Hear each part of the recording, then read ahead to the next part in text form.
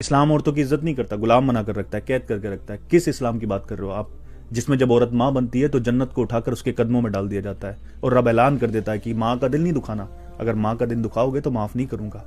और उसकी दुआओं में इतनी तासीर रखी है कि माँ अगर सच्चे दिल से हाथ उठा देना तो औलादों की तकदीरें बदल जाती हैं। तो क्या ये औरत की इज्जत नहीं है? जब एक औरत बहन बनती है और अपने भाई के घर आती है तो खुद प्रोफेट मोहम्मद सल्लल्लाहु अलैहि वसल्लम अदब में खड़े होकर कहते हैं कि बहन का क्या मर्तबा है, क्या मकाम है, कैसे बहन का इस्तकबाल किया जाता है। और बताया जाता है कि बहन के घर जाओ, खाली हाथ ना जाना, उसको बुलाना, उसके घर जाना और कभी उसका हक ना मानना। तो क्या ये औरत की इज्जत नहीं है? जब एक औरत बेटी बनती है तो रब खुद फरमाता है कि जब मैं सबसे ज्यादा खुश होता हूं तो बेटियां पैदा करता हूं, और जब मैं बेटे पैदा करता हूं तो कहता हूं कि जाओ अपने बाप का सहारा बनना, लेकिन जब बेटियां पैदा करता हूं तो कहता हूं कि मैं खुद तुम्हारे बापों का सहारा हूं। बेटी को बाप के लिए रहमत बताया गया और ये कहा गया है कि अगर कुछ खाने का सामान लाओ ना तो अपने बेटों से पहले बेटियों को देना। तो क्या ये औरत की इज्जत नहीं है? जब एक औरत बीवी बनती है तो अपने हस्बैंड का आधा ईमान लेकर आती है। किसी भी लड़के का ईमान तभी पूरा होता है जब उसकी शादी हो जाती है। शादी के वक्त निकाह में हर लड़के से यह शर्त रखी जाती है, जो तू खाएगा उसको खिलाएगा, जो तू पहनेगा उसको पहनाएगा, उसका ख्याल रखेगा, उस पर जुल्म नहीं होने देगा, उसका साथ देगा, और जो पैसा अपनी बीवी पर खर्च करेगा वो रब के नजदीक सबसे अच्छे खर्चे में से माना जाएगा। तो क्या ये औरत की इज्जत नहीं है?